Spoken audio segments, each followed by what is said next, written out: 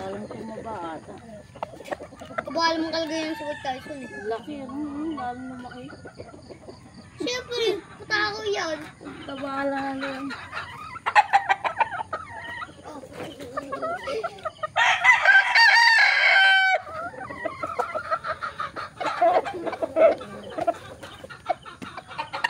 Maganda pang kulay ng manok mo.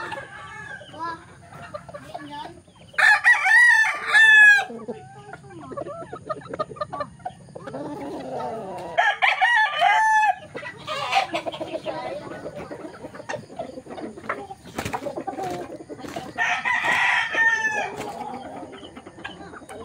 Huli yan.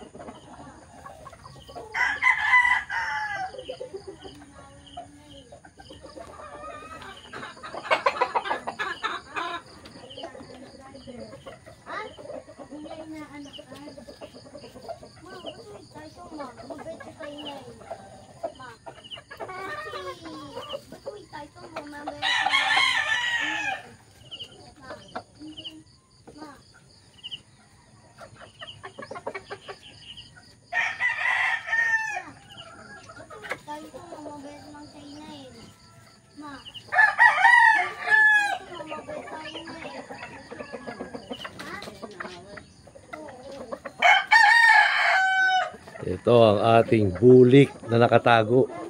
Hindi pa siya pwedeng gamitin. Kaya Boss Jonathan, yung ating bulik. Quality. Bata pa eh. 4 months lang. Bulik po yan, bulik. Ang nanay po niyan yung ating kapatid ng gray na 3 times winner. Ayan. Ang ama niyan yung bulik. Bulik hatch. Ito ang ama. Yan. Ayan, ibabalik natin siya dyan pagka pwede na. Ayan mga kamanok Pinas, yung ating mga linyada. Kakaunti lang po yan. Pero tested and proven po yan mga kamanok Pinas.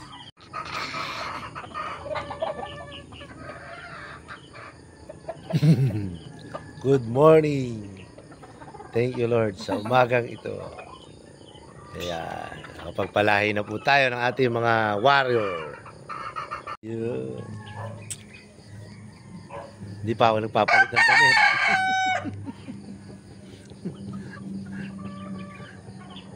Mga kamanok Pinas, andito na naman tayo sa ating munting manukan mga kamanok Pinas.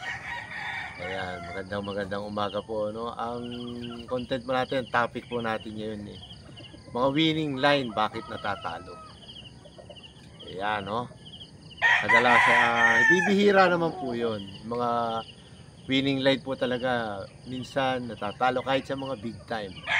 May mga dahilan po yun, mga kamanok Pinas. No? Iisa-isahin po natin. Tingnan nyo, iikutin po muna natin yung ating mga manokis. Ayan, ang ating mga manokis. Tandaan, ha?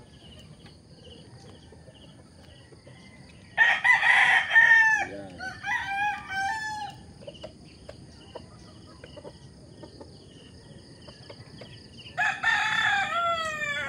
Ating white kelso. Ayan. Ito yung ating mga gray. Ayan, mga kamanok Pinas, no? Unang-unang kahit sa big time, kahit sa backyard, minsan nadidisgrasya po yung ating mga winning line. Bakit? Kasi una-una minsan, pagdating ho, hindi natin masyadong natutukan yung sa pointing. Minsan nagkakamali, nagkukulang ho tayo sa pointing, sa tutok sa manok. Hindi natin nakakalkula. No? Doon minsan nagkakamali yung oras ng gamot, tsaka yung patuka. Sa pointing kasi importante yun eh. Kailangan hindi tayo magkulang. Kasi inalagaan natin sila, kinondisyon natin ng 21 days. Tapos sa pointing, karamihan meron nangyayaring gano'n na nagkukulang sa pointing. Pangalawa ho, Pag sa derby naman, lalo na sa ating mga backyard, aircon, halimbawa aircon ho yung ating lalagyan kakaos.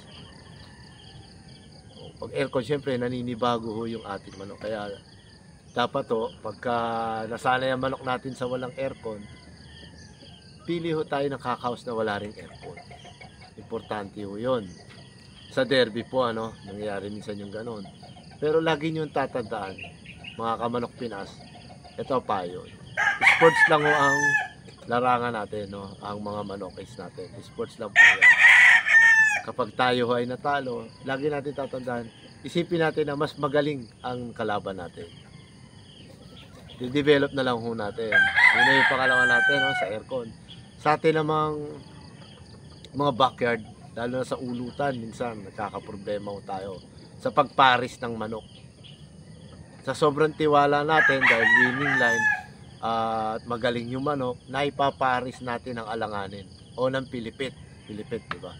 Ibig sabihin, either mas magulang ang kalaban o mas malaki, mas mataas. Yun ho minsan nagkakaroon ng problema ho doon. Kaya natatalo ho yung ating mga winning line. So, siyempre, may pari din po yung kalaban natin. Hindi naman ho pwedeng, hindi rin sila naghahangad na manalo. Kung buenas naman po ang pag-uusapan, buenas din ho ang inaasahan din ng kalaban natin. Kung kondisyon naman po, kondisyon din po yung kalaban natin. Nagkakatalo lang po yan pag nasa loob na kayo ng sports complex o ng sabungan natin. Doon ho nagkakaroon ng talayan. Yun ho yung natin sa mga backyard sa ulutan. At the same time po, sa natatalo yung ating mga manok. Ito, base ho to sa aking experience, Hindi ho natin sila, kinondisyon ho natin, nag-training po tayo. Kung gaano kahaba ho ang training natin, at least 60% or 7, kung halimbawa 20 days tayong nag-training, at least 15 days po. Ito, 15 days po yung pahinga natin sa manok. Mild na lang po yung kanyang exercise. At least paunti-unti ho. Yan, kasi pag masakit ho ang katawan ng manok, dinala nyo sa labanan, may tendency pa nga ho talaga matalo. May tendency hong tumakbo rin ang manok. Kahit po yan ay winning line, lagi nyo po tatandaan.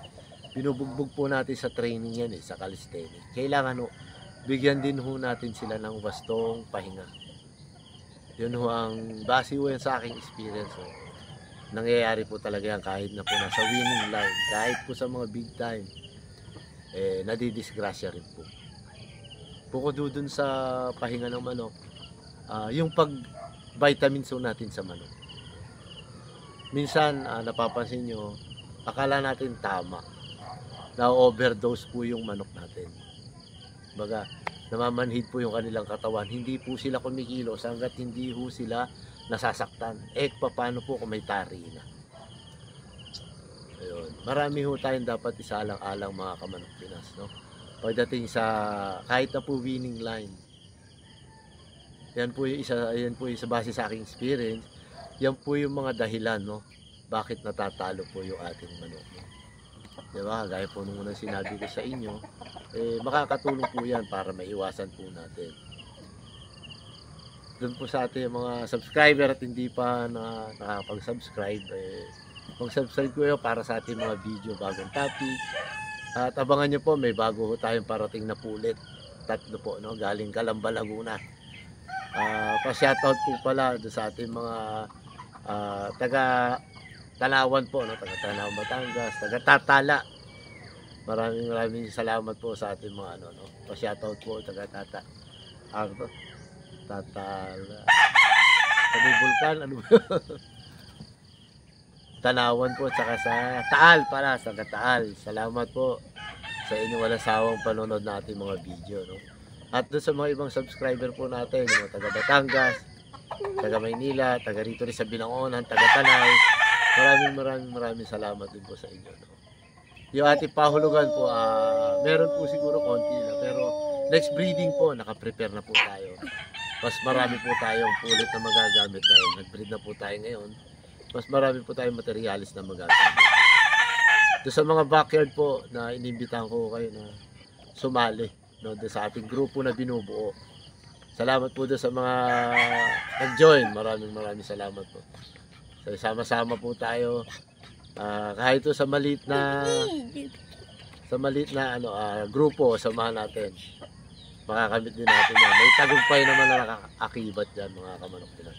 Sa breeding, sa labanan, tapos sa business, yan. Sa ating mga pahulugan. Tulong-tulong po tayo. Makasali rin po tayo sa bentahan ng mga manok. No? Mas mababa po sa atin, pero banded. Maraming salamat po, mga kamanok Pinas. Silipin niyo po ulit yung ating mga pulet, yung ating mga inahin. Ito po ating area. Yan. Salamat po kay Boss Jonathan at kay Sir Jay. Sir Jason, kay The Boy. Doon po sa lahat ng ating mga subscriber. Maraming salamat po. At sa batang ito. Salamat po.